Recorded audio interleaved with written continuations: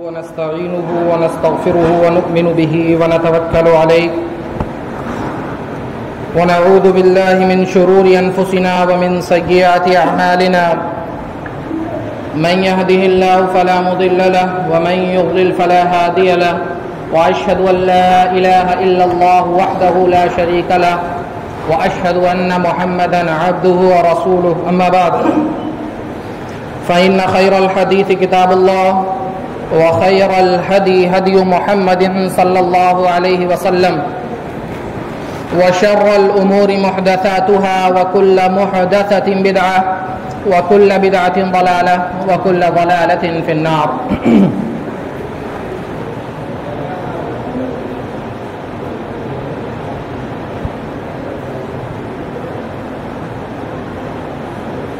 فأعوذ بالله من الشيطان الرجيم. بسم الله الرحمن الرحيم.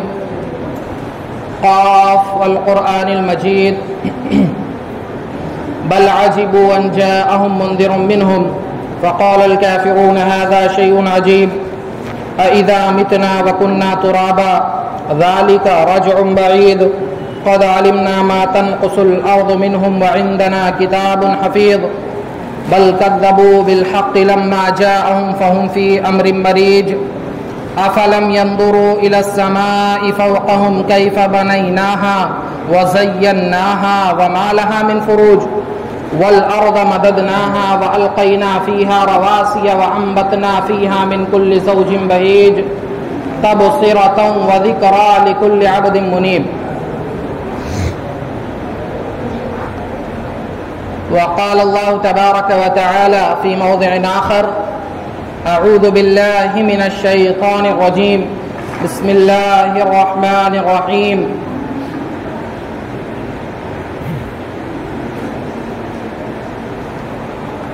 ظهر الفساد في البر والبحر بما كسبت أيدي الناس ليذيقهم بعض الذي عملوا لعلهم يرجعون. رب اشرح لي صدري ويسر لي أمري واحلل عقدة من لساني يفقهوا قولي ربي زدني علما ربي زدني علما ربي زدني علما.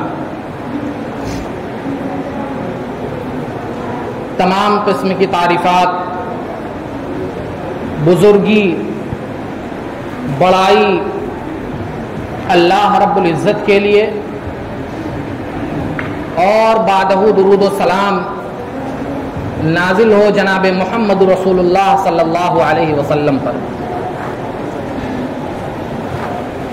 اللہ رب العزت کا بے بہا شکر و احسان کہ جس تکلیف میں ہم مبتلا تھے، کسان آہو بکا کر رہا تھا، رو رہا تھا، پریشان حال تھا کہ ہماری کھیتیوں کا کیا ہوگا. بارش اللہ نے روک لی تھی، کھیتیاں سوکھ رہی تھیں. جو کھیتوں کے اندر روپائی کر چکے تھے وہ سوکھنے کا ڈر ان کو لاحق تھا، اور جن کے کھیتوں میں ابھی روپائی نہیں ہوئی تھی وہ اس بات میں اور اس فکر میں مبتلا تھے کہ کس طریقے سے ہم اپنے کھیتوں کی روپائی کریں گے، کیسے ہم فصل کاٹیں گے. لیکن اللہ رب العزت اتنا مہربان اور اتنا رحم والا ہے کہ اللہ نے اپنی رحمت سے باران رحمت کا نزول کیا اور ہم اور آپ اس سے استفادہ حاصل کر رہے ہیں. تو آج کے اس خطبے کے اندر میں آپ حضرات کے سامنے انہی باتوں کی وضاحت کروں گا کہ اللہ رب العزت بارش کو کیوں روک لیتا ہے، آخر بارش نہ ہونے کا سبب کیا ہے، کہ اللہ بارش کو کیوں روک لیتا ہے. ہمارے ایسے کون سے گناہ ہیں جن گناہوں کے سبب اللہ اپنی رحمت کے نزول کو بند کر دیتا ہے. آپ نے دیکھا یہ کتنے پریشان لوگ تھے، ہر طرف سب کے چہرے اترے ہوئے. افسوس تو اس بات پر نہیں ہوتا کہ پریشان ہیں لوگ، ظاہر سی بات ہے آپ کی کھیتی ہے، آپ کے کھیت ہے، اس میں آپ کو فصل بونی ہے، فصل بیٹھانی ہے، تو اس کے لیے آپ ظاہر سی بات ہے فکر مند ہوں گے، اور جب بارش کا نزول نہیں ہوگا تو آپ کے دل میں ایک فکر اور ایک تڑپ پیدا ہوگی. لیکن یہ تڑپ کب کامیاب ہوگی؟ اور آج کل تو بڑا چلن چل گیا ہے کہ ارے موبائل میں دیکھ کر کے اندازہ لگاتے ہیں لوگ کہ آج تو اتنے % بارش ہونے کے امکان ہے. اس پر یقین ہے، اللہ کی ذات پر یقین نہیں جو بارش کو نازل کرنے والا.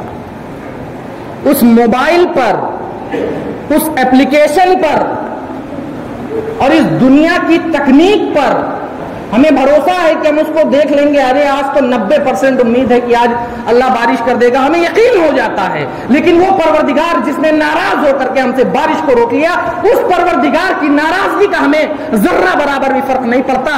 اس سے ہم اپنا رشتہ مضبوط نہیں کرتے، اس سے اپنے رشتے کو ہم دراز نہیں کرتے، اس کے سامنے اپنے ہاتھوں کو پھیلا کر کے اس سے بارش کی گریہ وزاری نہیں کرتے.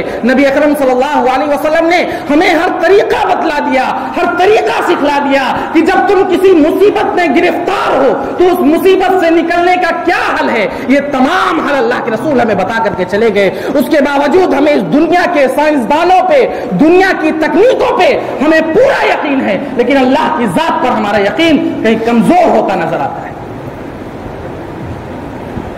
آئیے ہم سبب تلاش کرتے ہیں کہ اللہ رب العزت، اور آپ یاد رکھیے جب امت گناہوں کے دلدل میں پھنستی ہے اور جب اللہ کی نافرمانی پر اللہ کے یہ بندے اللہ کی نافرمانی کرتے ہیں، اللہ کی ناراضگی کو مول لیتے ہیں، کتاب و سنت شریعت کے احکام کی دھجیاں اڑاتے ہیں، تو ایسی صورتحال میں اللہ رب العزت ان پر اپنا عذاب مسلط فرماتا ہے. اللہ تعالیٰ نے سورہ روم کے اندر ارشاد فرمایا، اللہ کا ارشاد ہے ظہر الفساد فی البر والبحر بما کسبت ایدی الناس لیذیقہم بعض الذی عملوا لعلہم یرجعون. اللہ کا ارشاد ہے، اللہ تعالیٰ ارشاد فرماتا ہے کہ ظہر الفساد فی البر والبحر بما کسبت ایدی الناس، کہ لوگوں نے اپنے کیے ہوئے اعمال سے بحری یعنی خشکی میں اور خشکی اور تر میں دونوں جگہوں پر فساد برپا کر رکھا ہے. لیذیقہم بعض الذی عملوا لعلہم یرجعون. اللہ رب العزت کہتا ہے جو یہ لوگ عمل کرتے ہیں ان کے عمل کا مزہ ہم ان کو چکھاتے ہیں، لعلہم یرجعون، تاکہ یہ اس کی طرف سے لوٹ آئے. اللہ رب العزت دوسری جگہ ارشاد فرماتا ہے، اللہ کا ارشاد ہے سورہ شورى کے اندر، اللہ فرماتا ہے وما اصابکم من مصیبت بما کسبت ایدیکم ویعفو عن کثیر. اللہ کا ارشاد ہے جو تمہارے اوپر یہ عذاب مسلط کیا گیا، جو تم سے بارش روک دی گئی، جو تم پر ایک ظالم جابر حکمران مسلط کر دیا گیا ہے، جو تمہارے آج تم کو ہر جگہ ستایا جاتا ہے، تڑپایا جاتا ہے، تم بلکتے ہو، روتے ہو، گڑگڑاتے ہو، لیکن اپنے رب سے رشتہ مضبوط نہیں کرتے، جو تمہاری یہ حالت ہے وما اصابکم من مصیبت بما کسبت ایدیکم، تم نے جو اپنے ہاتھوں سے کمایا ہے تمہارے اعمال کا یہ نتیجہ ہے. ویعفو عن کثیر، اللہ رب العزت کی یہ مہربانی ہے، اللہ کا رحم ہے کہ اللہ ہمارے گناہوں پہ اگر ہمارا مواخذہ کرنا چاہے تو ہم معافی کے قابل نہیں ہیں. اللہ ہمارے سارے گناہوں پہ مواخذہ کر لے، لیکن اللہ فرماتا ہے تمہارے کچھ ہی گناہوں پر مواخذہ ہوتا ہے. ویعفو عن کثیر، اور اکثر کو تو میں معاف کر دیا کرتا ہوں، اکثر کو اللہ معاف فرما دیتا ہے. اتنا رحیم ہے ہمارا پروردگار، اس کے باوجود ہماری آنکھیں نہیں کھلتی، اس کے باوجود ہم فکر مند نہیں ہوتے. اور اسی طریقے سے اللہ رب العزت نے سورہ عنکبوت کے اندر ارشاد فرمایا، پچھلی قوموں کا اللہ نے ذکر فرمایا ہے کہ فَكُلًّا اخذنا بذنبہ، کہ ہم نے ہر قوم کو ان کے گناہوں کی وجہ سے پکڑ لیا. وہ جو گناہ ہمیں مبتلا تھے ہم نے ان کو ان کے گناہوں کی وجہ سے پکڑا. فَمِنْهُمْ مَنْ أَرْسَلْنَا عَلَيْهِ حَاصِبًا، اللہ کہتا ہے کہ ہم نے سے ان میں سے بعض قوموں پر पत्थर बरसाए, पत्थरों वाली बारिश बरसाई। वमिनहुम मन अखदतहु सैहा, और उनमें से बास कौमों पर हमने एक चीखो पुकार को, एक तेज आवाज को मुसल्लत कर दिया। वमिनहुम मन खसफना बिहिल अर्द, और उनमें से बास को हमने जमीन में धसा दिया। वमिनहुम मन अगरकना, और हमने उनमें से बास को डुबो दिया, डुबो करके हमने उनको हलाक बर्बाद कर दिया। अल्लाह रब्बुल इज्जत ने कौम आद को हलाक बर्बाद किया। उनके ऊपर अल्लाह रब्बुल आलमीन ने एक हवा का झोंका भेजा जो पत्थरों वाली बारिश थी। उस पत्थरों वाली बारिश के जरिए अल्लाह ने कौम आद को तबाह बर्बाद कर डाला।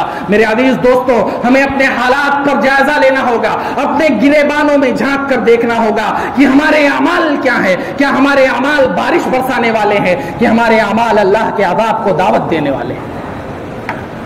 ये दोस्तों, ये अल्लाह रब्बुल इज्जत बारिश को रोक लेता है। इसकी सबसे पहली वजह नाप तोल में कमी करना और ज़कात की अदायगी न करना। नाप तोल में कमी करना और ज़कात की अदायगी न करना। जो कौम ज़कात की अदायगी नहीं करती, जो कौम नाप तोल में कमी करती है, उस कौम के ताल्लुक से, नाप तोल में कमी करने वालों के ताल्लुक से कौम शुआइब का वाक़या हज़रात के सामने कि अल्लाह रब्बुल इज्जत ने वो कौम नाप तोल में कमी करती थी, उस नाप तोल में कमी करने के सबब अल्लाह ने उसे किस तरीके से हलाक बर्बाद कर डाला।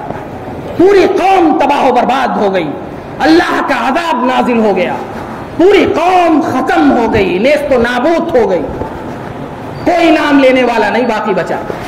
मेरे अजीज दोस्तों, अल्लाह का इरशाद है सूरह मुतफ़्फ़िफ़ीन के अंदर, उन्हीं के ताल्लुक से, नाप तोल में कमी करने वालों के ताल्लुक से अल्लाह का इरशाद है, वैलुल लिल मुतफ़्फ़िफ़ीन अल्लज़ीना इज़ा कालू अलन नास यस्तौफ़ून व इज़ा कालूहुम अव वज़नूहुम युख़्सिरून। अल्लाह का इरशाद है, वैलुल लिल मुतफ़्फ़िफ़ीन, बर्बाद हैं, बर्बादी है किन लोगों के लिए? नाप तोल में कमी करने वालों के लिए। वैलुल लिल मुतफ़्फ़िफ़ीन अल्लज़ीना इज़ा कालू अलन नास यस्तौफ़ून, नाप तोल में कमी करने वालों का हाल सुनिए। जो लोग नाप तोल में कमी करते हैं उनके ताल्लुक से अल्लाह का इरशाद है, अल्लज़ीना इज़ा कालू अलन नास यस्तौफ़ून, कि जब उनको कोई चीज लेनी होती है तो पूरा पूरा उसको चाहते हैं कि मेरे माल में कोई कमी ना आए, जो चीज मैं ले रहा हूं उसमें किसी तरह की कोई डंडी न मारी जाए, उसमें कोई तरीके की कोई कमी बेशी न की जाए। यस्तौफ़ून, बल्कि उसको पूरा पूरा लेते हैं। अल्लज़ीना इज़ा कालू अलन नास यस्तौफ़ून व इज़ा कालूहुम अव वज़नूहुम युख़्सिरून, और जब देने की बारी आती है, किसी के सामान को वजन करने की बारी आती है, तो उसमें वो लोग कम तौलते हैं, उसमें कमी करते हैं, कमी बेशी करते हैं। और इब्ने माजा की ये सही रिवायत अपने ज़हनों में बिठा लो। अल्लामा नासिरुद्दीन अलबानी रहमहुल्लाह अलैहि ने इस रिवायत को सही करार दिया है। अल्लाह के रसूल सल्लल्लाहु अलैहि वसल्लम का इरशाद है, जो लोग नाप तोल में कमी करते हैं और जो लोग ज़कात की अदायगी नहीं करते हैं, अल्लाह के वो जो बंदे जो आपके इस माल के हकदार हैं, अल्लाह ने आपको माल से नवाजा है, तो आपको इस बात का, आपको ये बात चाहिए कि आप अपने उन गरीब मिस्कीनों का भी ख्याल रखें, उनके पूरे पूरे हक को अदा करें। याद रखिए, अगर आपने दुनिया के अंदर ज़कात निकालने में कोताही की तो हजरत अबू बकर सिद्दीक रज़ी अल्लाह ताला अन्हु का ये कौल सुन लीजिए और अपने दिलों में इस बात को बिठा लीजिए। और हजरत अबू बकर सिद्दीक ने, जो लोग ज़कात देने का इनकार करते हैं, हजरत अबू बकर सिद्दीक ने उनके साथ जंग का ऐलान किया है, उनके साथ जिहाद का ऐलान किया है। अल्लाह के रसूल का ये फरमान सुनिए। अल्लाह के रसूल सल्लल्लाहु अलैहि वसल्लम इरशाद फरमाते हैं कि लम यनकुस कौमुल मिक्याल वल मीज़ान इल्ला उखिदू बिस्सिनीन व शिद्दतिल मऊनति व जूरिस सुल्तान अलैहिम। अल्लाह के रसूल सल्लल्लाहु अलैहि वसल्लम का इरशाद है कि जो कौम नाप तोल में कमी करती है, जो कौम नाप तोल में कमी करती है, अल्लाह रब्बुल इज्जत उसे कहत साली, उसे मौत की कसरत, और इसी तरीके से अल्लाह रब्बुल इज्जत उसके ऊपर जाबिर हुक्मरान को मुसल्लत कर देता है। सिर्फ एक छोटी सी गलती, नाप तोल में कमी करने की गलती, एक छोटी सी गलती, अल्लाह रब्बुल इज्जत आप पर कहत मुसल्लत कर देता है, आपसे बारिश को रोक लेता है, कहत साली आ जाती है, सूखा पड़ जाता है, صرف ایک چھوٹی سی غلطی کہ آپ ناپ تول میں کمی کرتے ہیں. اگر اس طریقے سے دیکھا جائے تو بہت چھوٹی سی غلطی ہے، لیکن اگر شریعت کی روح سے دیکھا جائے تو بہت بڑا گناہ. اللہ کے رسول صلی اللہ علیہ وسلم نے ارشاد فرمایا کہ لم ينقص قوم المکیال والمیزان، جو قوم ناپ تول میں کمی کرتی ہے، تجارت سے جڑے ہوئے لوگ جتنے ہیں وہ اپنے گریبانوں میں جھانکے، اپنے اعمال کا جائزہ لیں کہ دو پیسہ چار پیسہ بچانے کے لیے ہم دوسروں کا حق طلب کرتے ہیں، تو کیوں کر اللہ کی رحمت ہم پر نازل ہو، کیوں کر اللہ کا عذاب ہم پر کیوں نہ نازل ہو، کیوں اللہ ہم پر اپنی رحمت کا نزول فرمائے، کیوں اللہ ہم پر اپنی بارش کا نزول فرمائے. ارے ہم اس لائق بھی نہیں ہے کہ اللہ ہم پر بارش برسائے. یہ بارش تو ان جانوروں کی مہربانی ہے کہ اللہ ہم پر بارش کا نزول فرما کر کے ان جانوروں کی وجہ سے اللہ ہمیں پانی عطا کرتا ہے. اللہ کے رسول کی حدیث ہے کہ جو قوم زکات روک لیتی ہے، زکات دینے سے باز آ جاتی ہے، زکات نہیں دیتی ہے، اللہ رب العزت اس سے بارش کو روک لیتا ہے اور بارش ان پر نہ ہو. اگر یہ چوپائے نہ رہیں، یہ جانور نہ رہیں، ان کو بھی بارش کی ضرورت ہے، ان کو بھی پانی کی ضرورت ہے. اگر وہ جانور نہ رہیں تو ہمارے اعمال اس طریقے سے نہیں کہ اللہ ہم پر بارش کا نزول فرمائے. ابن ماجہ کی صحیح روایت ہے، علامہ ناصر الدین البانی نے اس روایت کو صحیح قرار دیا ہے. آئیے تو پہلی وجہ یہ، اور ہم زکات روک لیتے ہیں. صرف غلے کی میں بات نہیں کرتا کہ جو غلہ پیداوار ہوتا ہے اس میں زکات کی بات میں کر رہا ہوں، ہرگز نہیں. غلے کی پیداوار میں جو زکات ہوتی ہے وہ تو ہے ہی ہے. بعض جگہوں پہ میں نے دیکھا بہت اندازن لوگ زکات نکال دیتے ہیں، اندازے سے کہ ہاں یہ تو اتنا ہو گیا ہوگا، عشر ہو گیا ہوگا، نصف عشر ہو گیا ہوگا، اندازے سے. گھروں کے اندر زیورات ہمارے گھروں میں پڑے ہوئے، ہم دکانوں کے مالک ہیں، ہم تجارت کرتے ہیں، ہمارے گھروں کے اندر زیورات پڑے ہوئے ہیں، لیکن ہمیں زکات کی فکر نہیں ہوتی. یہ جو زیورات اور یہ جو مال و دولت تم نے اکٹھا کر رکھے ہیں، اللہ رب العزت کا سورہ توبہ کے اندر 2 ٹوک ارشاد ہے. اللہ کہتا ہے والذین یکنزون الذهب والفضة ولا ينفقونها في سبيل الله فبشرهم بعذاب الیم. اللہ رب العزت کا ارشاد ہے کہ والذین یکنزون الذهب والفضة، جو تم نے یہ سونا یہ چاندی جو تم نے اکٹھا کر کے رکھا ہے، والذین یکنزون الذهب والفضة ولا ينفقونها في سبيل الله، اور تم اس میں سے اللہ کے راہ میں خرچہ نہیں کرتے ہو، اللہ کے راہ میں زکات نہیں نکالتے ہو، تو یاد رکھو اللہ تمہیں بشارت دے رہا ہے، خوشخبری سنا رہا ہے. کس چیز کی؟ جنت کی خوشخبری نہیں. فبشرہم بعذاب علیم، فبشرہم بعذاب علیم، دردناک عذاب کی خوشخبری اللہ تمہیں سنا رہا ہے کہ اگر تم نے اس زکات کو، اس روپے پیسے کو اور اس سونے چاندی کو اپنے گھر میں مال و دولت سمجھ کر کے جمع رکھا اور دوسروں کا حق جو زکات بندہ اس زکات کی ادائیگی نہیں کی. آگے چلیے، صرف اتنا کافی نہیں کہ اللہ دردناک عذاب دے گا. یہ جو تم نے زکات اور سونا چاندی تم نے اکٹھا کر رکھا ہے، اللہ کہتا ہے یوم یحمى علیہا فی نار جہنم فتقوی بہا جباہہم وجنوبہم وظہورہم ھذا ما کنزتم لانفسکم. اللہ رب العزت کہتا ہے کہ یہ جو تم نے سونا چاندی کا اکٹھا کر کے رکھا ہے، ان سونا چاندی کو جہنم میں ڈال دیا جائے گا. جب یہ گرم ہو جائیں گے تو اللہ رب العزت تمہاری پیشانیوں کو، تمہارے چہرے کو، تمہارے پہلو کو، تمہارے پشت کو اللہ رب العزت انہی سونے سے، انہی چاندیوں سے داغ دے گا. یوم یحمى فتقوی بہا جباہہم وجنوبہم ھذا ما کنزتم لانفسکم فذوقوا ما کنتم تکنزون. پھر اللہ کہے گا فذوقوا، چکھو ما کنتم تکنزون، جو تم نے اکٹھا کر کے جو مال و دولت تم جمع کر کے رکھے تھے اس کو تم چکھو. تو بارش نہ ہونے کا پہلا سبب ناپ تول میں کمی کرنا اور زکات کی ادائیگی نہ کرنا، یہ بارش نہ ہونے کا پہلا سبب. دوسرا سبب آئیے ہم دیکھتے ہیں. دوسرا سبب بارش نہ ہونے کا، اللہ رب العزت سے، اللہ کے دین سے روگردانی کر جانا، اللہ کے دین پر نہ چلنا، اللہ کے لائے ہوئے احکامات پر عمل نہ کرنا. اللہ رب العزت نے سورہ طٰہٰ کے اندر ارشاد فرمایا، کیا ارشاد فرماتا ہے اللہ تعالیٰ؟ وَمَنْ أَعْرَضَ عَنْ ذِكْرِي فَإِنَّ لَهُ مَعِيشَةً ضَنْكًا. اللہ رب العزت کا ارشاد ہے کہ جو قوم، جو لوگ ومن اعرض عن ذکری، میرے ذکر سے اعراض کرتے ہیں، میرے دین سے اعراض کرتے ہیں، فإن له معیشة ضنکا، اللہ رب العزت کیا کرتا ہے؟ اس کی معیشت کو اللہ تنگ کر دیتا ہے، اس کی معیشت کو اللہ تنگ کر دیتا ہے.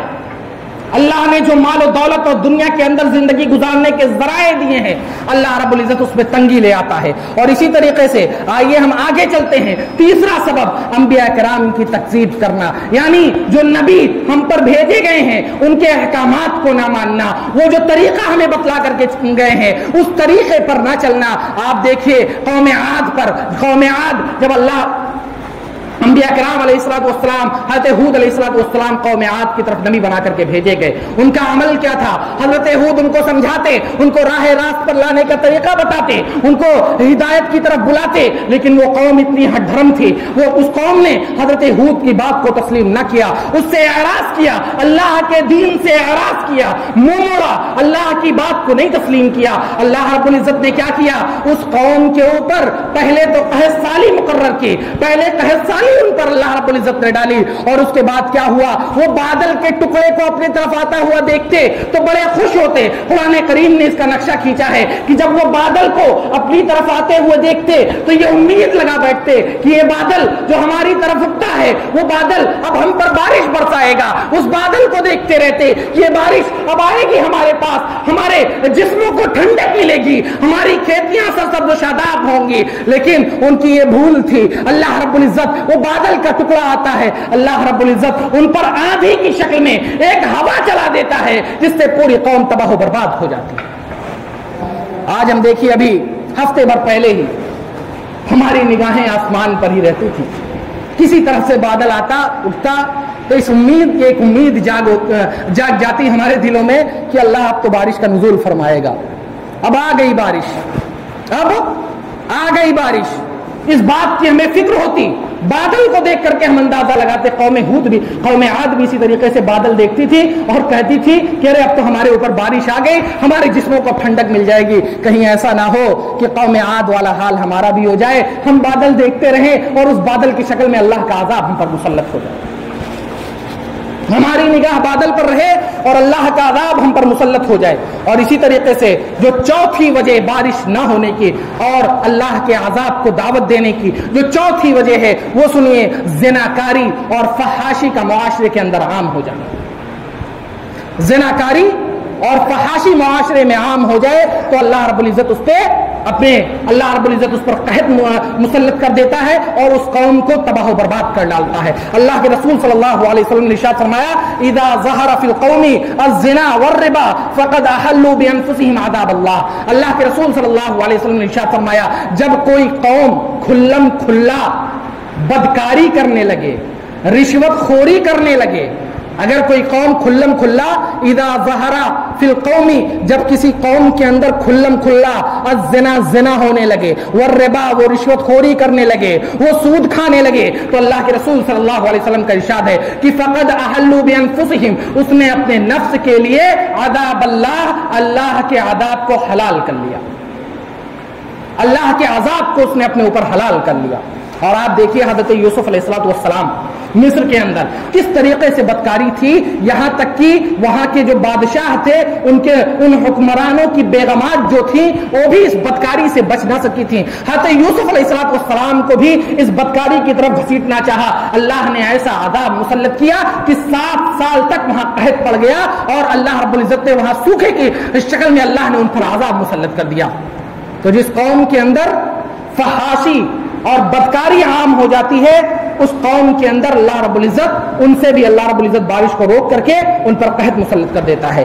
اور آگے چلیے، شرک و بدعت، جس قوم کے اندر شرک اور بدعت رائج ہو جائے گی اللہ رب العزت اس پر بھی اپنا عذاب مسلط کرے گا، اس پر بھی اللہ رب العزت قحط سالی لے آئے گا.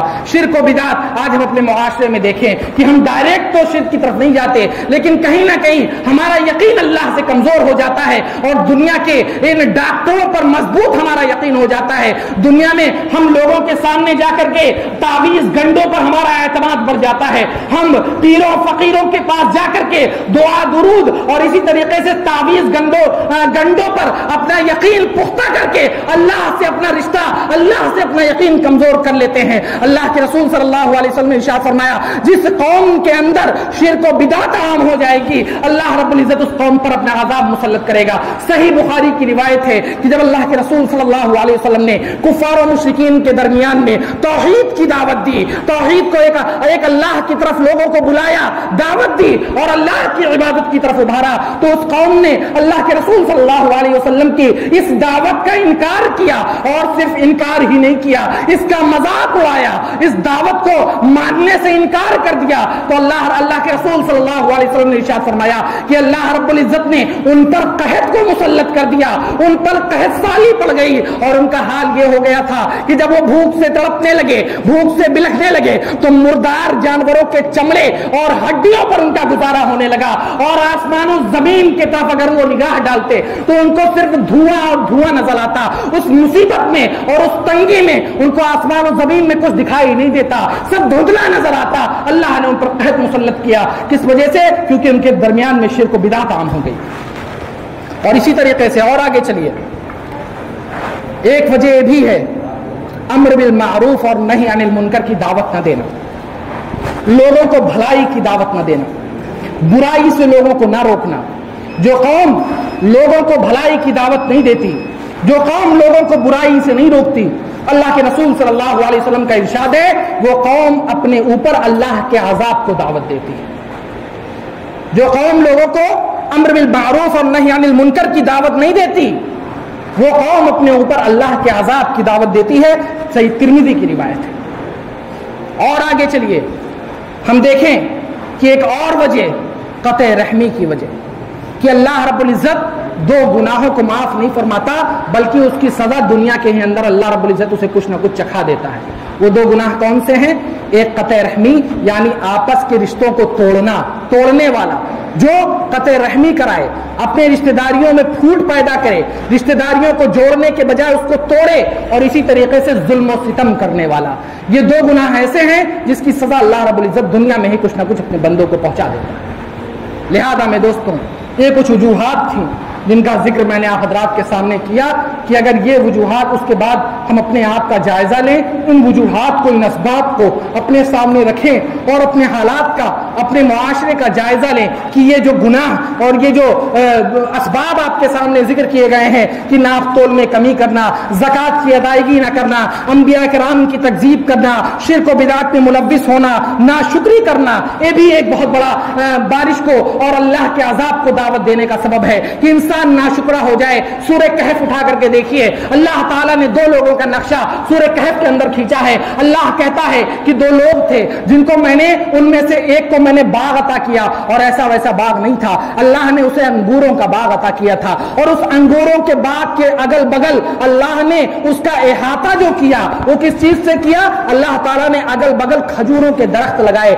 اس کے بعد اس کے بیچ میں درمیان میں اللہ نے کھیتی پیدا فرما دی، اور اس کے درمیان سے اللہ نے نہر جاری کر دی۔ تو جس کو اللہ نے یہ مال دیا تھا، یہ باغ، اور ایسے ایک باغ نہیں، اللہ نے اسے دو باغ عطا کیے تھے۔ تو جب اس کو دو باغ اس طریقے سے عطا ہوئے، تو وہ دوسرا اس کا ساتھی تھا، اس کے سامنے مارے تکبر کے اور اللہ کا شکر کرنا چاہیے، تو اسے اس مال پر، اس دولت پر تکبر ہو گیا، گھمنڈ ہو گیا، اللہ کا ناشکرا بن گیا۔ تو اللہ رب العزت نے وہ جب اس باغ میں داخل ہوتا تو اپنے باغات کو دیکھتا اور مارے تکبر کے، مارے گھمنڈ کے کہتا کہ ارے مجھ سے تو یہ کوئی چیز، اس کو کوئی چھین نہیں سکتا ہے۔ وہ قیامت کو نہیں مانتا تھا کہ دوبارہ مردہ مرنے کے بعد پھر اللہ کے دربار میں حاضر ہونا ہے، اس کو بھی نہیں مانتا تھا، ناشکری کرتا تھا، اور کہتا تھا کہ اگر مان لو میں مر بھی گیا، اللہ کے پاس حاضر بھی ہو گیا، تو اس کے بعد جب اللہ نے مجھے دنیا میں اتنا نوازا ہے تو ظاہر سی بات ہے میں اللہ کا بڑا محبوب بندہ ہوں گا، اللہ کا بڑا قریبی ہوں گا،